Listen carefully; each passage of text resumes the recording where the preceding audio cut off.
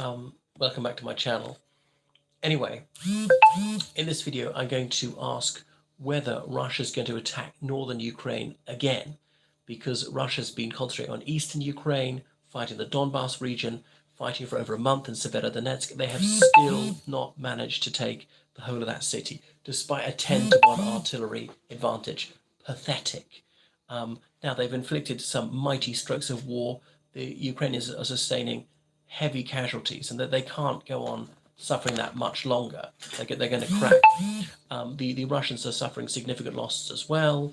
More conscripts are coming in. They're calling up reservists. They're sending to Belarus for war games. That old ruse. Well, that's actually going to be a war, because remember, late 2021, they're beginning this massive military build-up on the borders of Ukraine and in Belarus, saying this is a military exercise. Ha ha ha. You get another flagrant lie, and Putin's press spokesman Peskov saying this is no threat to anyone. What a despicable and barefaced lie. So it's covered. They're going to attack through Belarus again.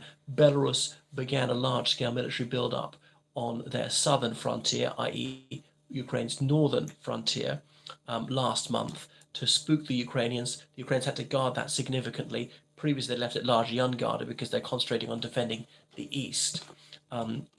So because the Russian attack in the east is not going very well, they might try another attack in the north, thinking the Ukrainians can't defend both the east and the north at the same time, and to some extent the south.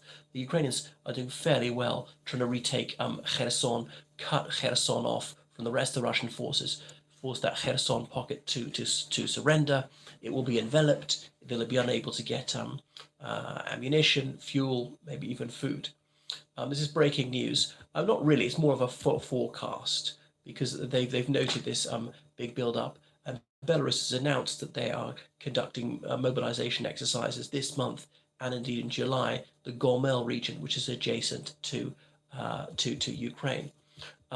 Anyway, so this is something to be worried about.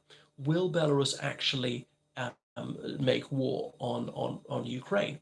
Now, it's said that some Belarusian troops took part in the February invasion. Even if that's so, it would not have been a significant number. That's still been an active war. Lukashenko, he helps Russia. Partly he's fairly sympathetic, more Russian than the Russians. Partly he has to, as the great majority of his trade is with Russia, because of heavy sanctions, because of his brutality and cheating in that 2020 election. If Russia cuts him off, that's it. Russia could actually easily invade and overthrow him, but they haven't done. Rather than go for a target where they can win, they've gone for something where they can't win. This is quite worrying for Ukraine. So Russia's calling up its reservists and sending them into Belarus as well. So look out for that one. Might well come next month, July 2022. And loads of helicopters disappeared from Belarus, military helicopters last month. Presumably the Russians said 7 of us have been destroyed, otherwise put out of action. We really need them given to us. So I would guess that's what happened. They're Russian manufactured anyway, so the Russians know how to use them, don't need to be trained, and they already know that model of helicopter. Because Russia's suffering a paucity of troops, they might say, Belarus, well, you're going to have to fight on our side because we just don't have enough soldiers. Belarus is getting only 10 million people. Russia's got about 140 million people. So, but they still have soldiers. The other option I thought for Russia is getting more people from former Soviet states, the poorer ones like Tajikistan, Kyrgyzstan, to join. Kazakhstan has said, no, you can't do that. We'll prosecute any Kazakh who joins the Russian army. But because a lot of these Central Asian guest workers were in Russia, were laid off over the last 2 years, they're desperate. And these countries, they might be signed contracts to go and join the Russian army, or they might have to disguise it and say just to be a labourer or a cook or a truck driver. Yeah, but it'll be a military truck. You'll be in a uniform. You have a gun too, or something like that. And the governments of these countries like Tajikistan, Kyrgyzstan, they're both in the Collective Security Treaty Organization, that military alliance headed by Russia. They're both part of the Eurasian Economic Union, which is Russia's tiny and very unsuccessful equivalent to the European Union.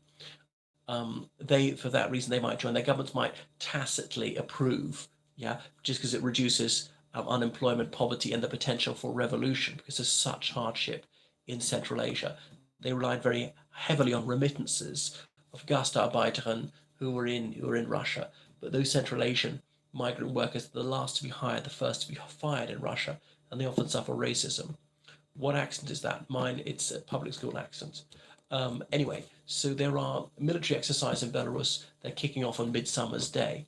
Also, perhaps not coincidentally, that being the anniversary of Operation Barbarossa. And they're always trying to say, oh, this is the Second World War all over again. Well, it is kind of, as in a vicious, tyrannical, totalitarian state is committing atrocities in Ukraine. And this time, the Russian Federation is that vicious, totalitarian, tyrannical state. So this time, the invasion is coming from the east, not from the west. And this time, Germany's on the side of human rights.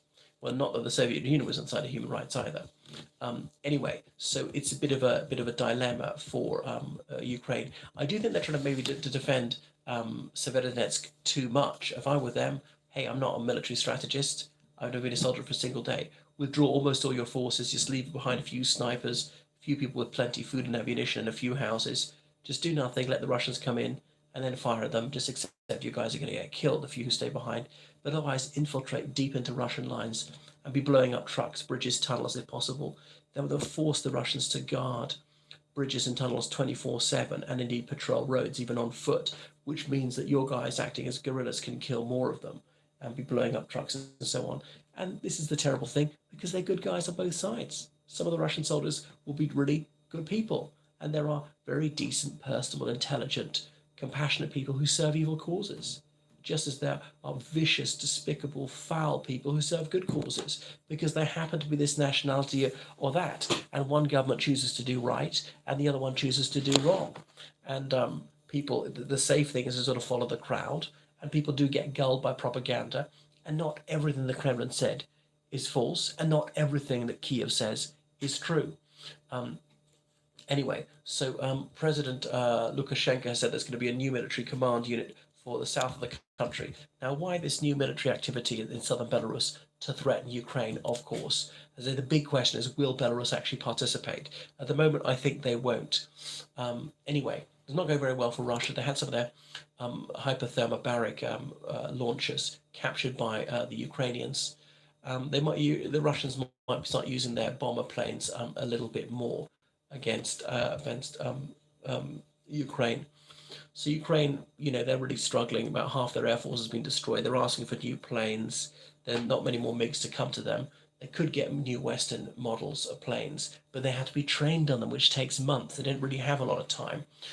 What you can give them, which is a lot faster to train on, is anti-aircraft things. It's air defense. You train on those in a few days. So okay, you can't fly and shoot down the Russian planes and helicopters, but you can shoot them down from your air defense and go like that. And then drones are very easy to learn. And just buy Bayraktar drones, which are very cheap, which are about an eighth of the price of Western drones and almost as good. So just buy them in huge numbers in swarms. So compensate by the low numbers with the technology.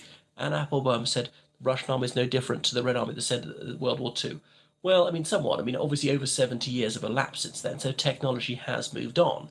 And obviously Russian military technology has moved on, but not as much as you might think, given that sort of low skill, very simple task, just brute force. I mean, I know you might say war's always brutal, it's always killing people, but just hammering and hammering away with artillery, that's it. It's all about firepower, maneuverability. They're not really into that. Hello there, Steve Deininger. I mean, they do have special forces which can accomplish some extraordinary tasks, but Ukraine was just too big for that. Doing that in a relatively limited area like Crimea, that was feasible.